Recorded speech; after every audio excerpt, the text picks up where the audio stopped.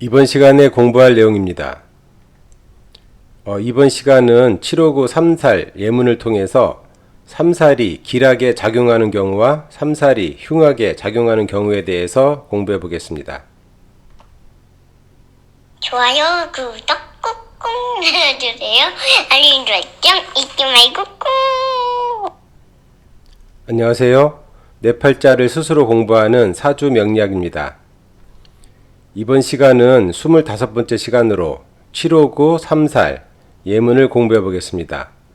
먼저 1931년 양력 2월 22일 오시생 사주입니다. 건명으로 남자 사주, 신미, 경인, 병호, 갑오입니다. 먼저 동처를 보면 일지, 시지 9궁, 연지 2궁, 월지 8궁, 중궁입니다. 집안 홍국수의 흐름을 보면은 이 중궁 7화는 생극간에 월지 오토 가생처, 연지 구금 진극처가 있어 진가원칙에 따라 실세가 연지 구금을 극해야 하나 월지 오토 연지 구금과 함께 집안 3살이 성립하니 7화의 실세는 오토를 생하고 오토의 실세는 구금을 생합니다. 또 연지 구금은 생극간에 일지 육수 진생처만 있으니 육수를 생합니다. 그리고 일지 육수는 생극간에 영순이, 이화, 충국처와 중궁 7화, 가극처가 있으니 실세는 영순이를 충국합니다. 다음은 천반 홍국수의 흐름을 보면은 월지 천반 삼목, 일시지 천반 2화, 연지 천반 구금은 3위구 3형이 성립합니다. 또 중궁 천반 일수는 생극간에 영순이 7화 충국처와 시지 천반 2화 가극처가 있으니 실세는 영순이 7화를 충국합니다. 이 태악한 일지를 3살의 구금이 생을 하면 일지에게 구금은 사막의 오아시스와 같습니다. 즉 이 사주를 보면 일지 육수는 XXX가 되어 되게 태악합니다. 이때 시지가 일지와 동궁하니 태악을 조금 보완합니다. 또 연지 구금이 00X로 왕하고 또 3살이 되어 왕한데 일지 바로 옆에서 일지를 생하니 태악한 일지 육수에게 연지 구금은 사막에서 오아시스를 만난 격입니다. 즉 일지는 평생 구금의 생도 받지만 구금을 떠나지 않게 되는데 실제 이 명국은 김은둔갑의 대가인 수봉 이기목 선생의 명국으로 평생을 구금 부요인 학문에 전념하여 이 김은둔갑의 일가를 이루었습니다. 다음은 두 번째 예문으로 1968년 양력 2월 13일 진시생입니다. 건명입니다. 무신, 갑인, 개축, 병진. 먼저 동처를 보면 일지, 월지 8궁, 또 연지 2궁, 시지 4궁, 중궁입니다. 사간의 위치를 한번 보면은 연간은 일지궁에, 또 월간, 일간은 시지궁에, 시간은 육궁에 자리하고 있습니다. 이 집안 홍국수의 흐름은 시지 오토는 생극간의 일지 구금 가생처, 중궁 일수 진생처가 있어 진가원칙에 따라 중궁 일수를 극해야 하나 오토 영순이 7화와 일지 구금이 천집안 3살이 되니 오토의 실세는 일수를 극하지 않고 일지 구금을 생합니다.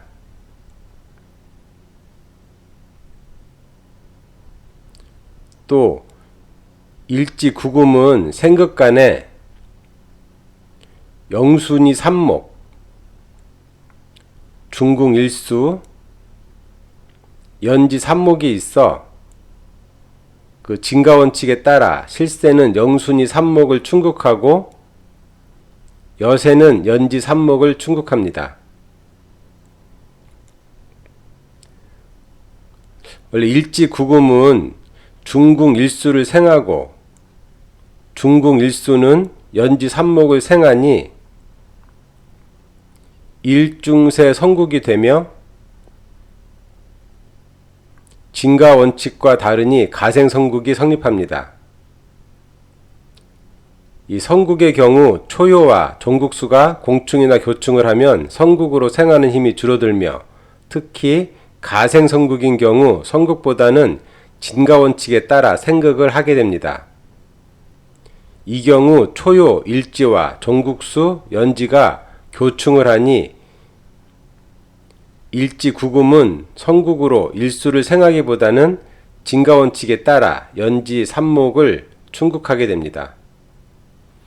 이 성국과 공충에 대한 내용은 지난번에 공부를 하였는데 그 내용은 우측 상단을 클릭하시면 보실 수 있습니다.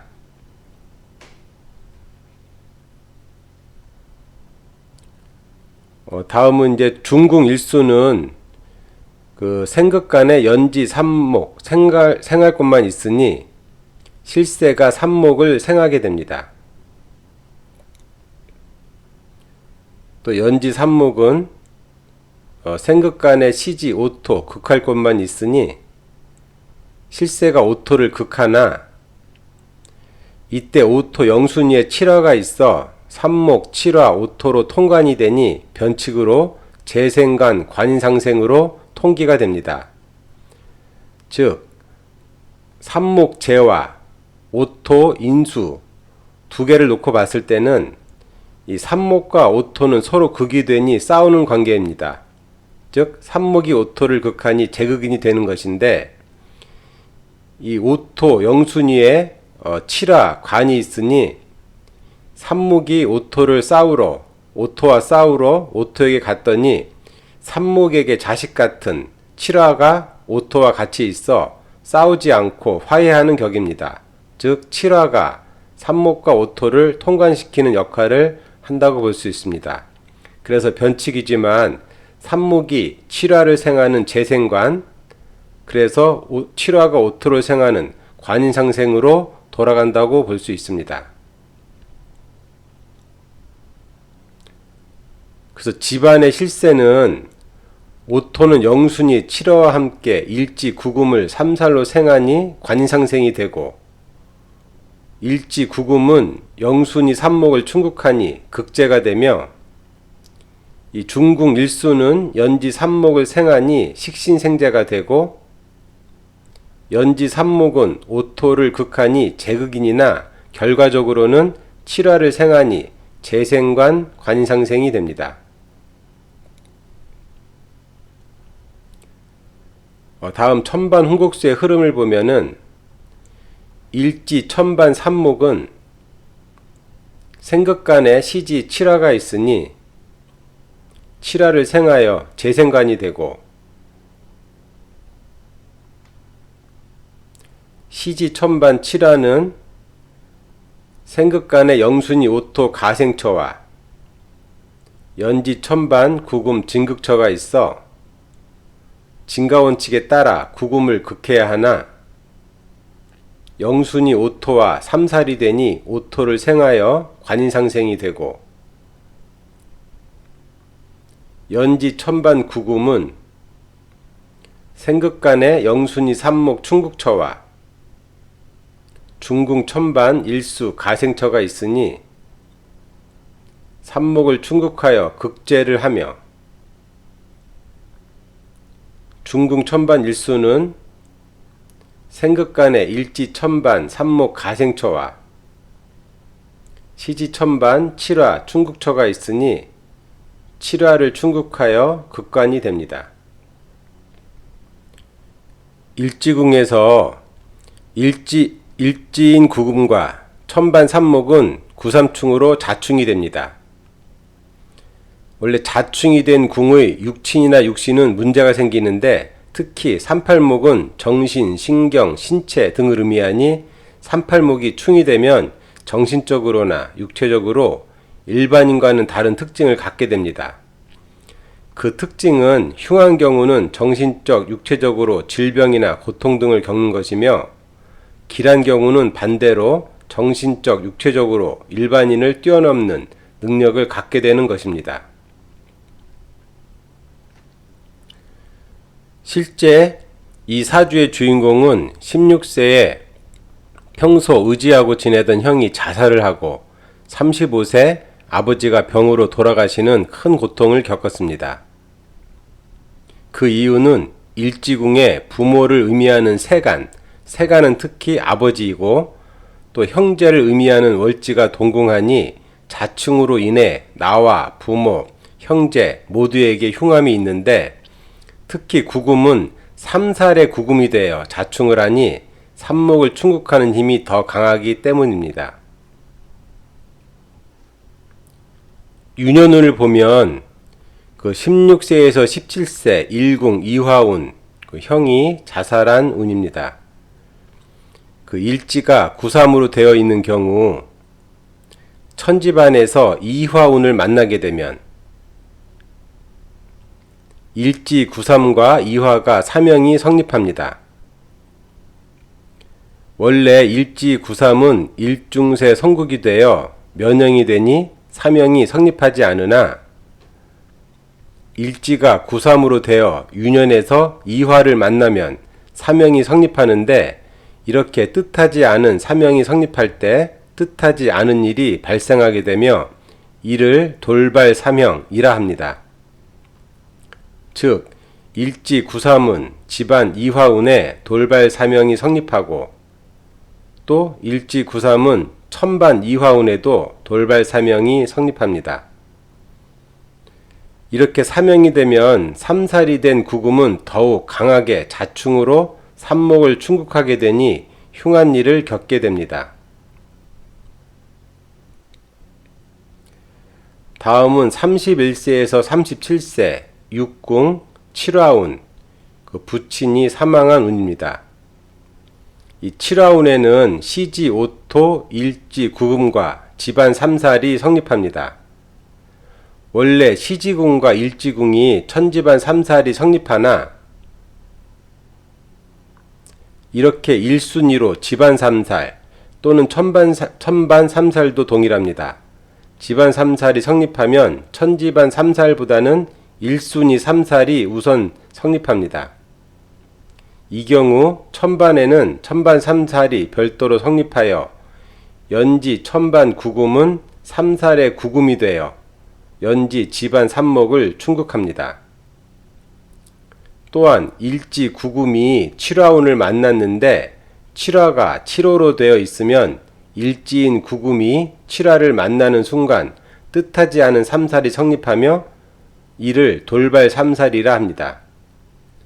즉 일지 구금은 7,5를 만나면 돌발 삼살이 성립하고 마찬가지로 일지 구금은 5, 7을 만나도 돌발 삼살이 성립합니다. 즉 칠화운에는 집안 삼살, 천반 삼살, 돌발 삼살이 중복되어 구금은 더욱 강하게 자충이 되니 흉한 일을 겪게 됩니다. 다음은 세 번째 예문으로 1965년 양력 5월 7일 인시생 곤명 여자입니다. 사주는 을사, 신사, 신유, 경인입니다. 먼저 동처를 보면 일지 7궁, 연지 월지 4궁, 시지 8궁, 중궁입니다. 집안 혼국수의 흐름은 시지 오토는 그 생극간의 일지 진생처 4금, 연월지 진극처 1수, 영순이 9금이 있어 진가원칙에 따라 실세가 4금을 생해야 하나 이 중궁 집안 7화, 영순이 9금과 천집안 3사를 형성하니 오토의 실세는 영순위 구금을 생합니다. 또 일지사금은 생극간에 연월지 일수 진생처만 있으니 일수를 생하고 연월지 일수는 생극간에 중궁 7화 충국처와 영순위 삼목 가생처 중에 실세는 중궁 7화를 충국하니 극관이 됩니다. 다음은 천반 훈국수의 흐름을 보면 연월지 천반 삼목은 그 생극간에 중궁 천반 7화 가생처 또 일지 천반 10토 가극처가 있으니 진가원칙에 따라 실세는 중궁 천반 삼목을 생하니 재생관이 되고 중궁 천반 7화는 생극간의 일지 천반 10토 가생처와 시지 천반 구금 진극처 중에 진가원칙에 따라 실세는 10토를 생하니 관인상생이 되며 일지 천반 10토는 생극간의 시지 구금 진생처와 영순이 일지 사금 가생처가 있으니 진생처인 구금을 생하고 시지 천반 구금은 생극간에 연월지 삼목 충국처만 있으니 삼목을 충국합니다.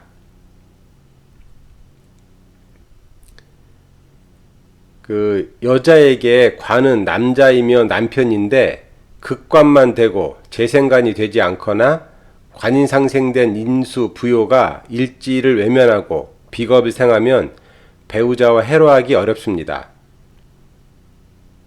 즉 이사주에서 일지에게 중궁 7화 관은 배우자가 됩니다.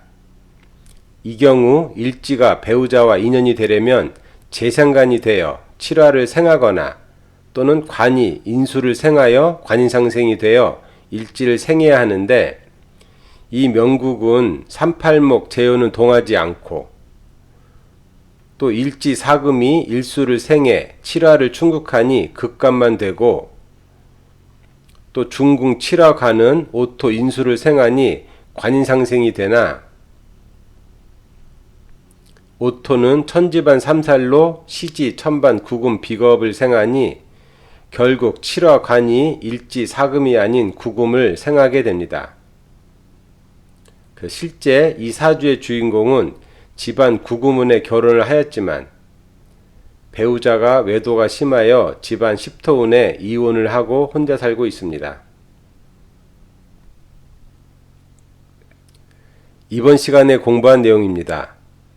759, 34를 적용한 사주 예문으로 첫 번째, 일지가 신약한데 3살의 구금이 일지를 생하면 일지에게 3살의 구금은 사막의 오아시스와 같습니다.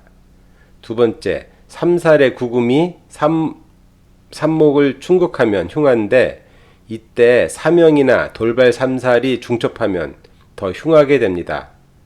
세 번째, 여명의 경우 관이 재생관이 되지 않고 극관만 되고 또 관인상생된 인수가 비겁을 생하면 배우자와 해로하기 어렵습니다. 그럼 이것으로 25번째 공부를 마치겠습니다. 다음 시간에는 329 사명에 대해 공부하겠습니다. 감사합니다.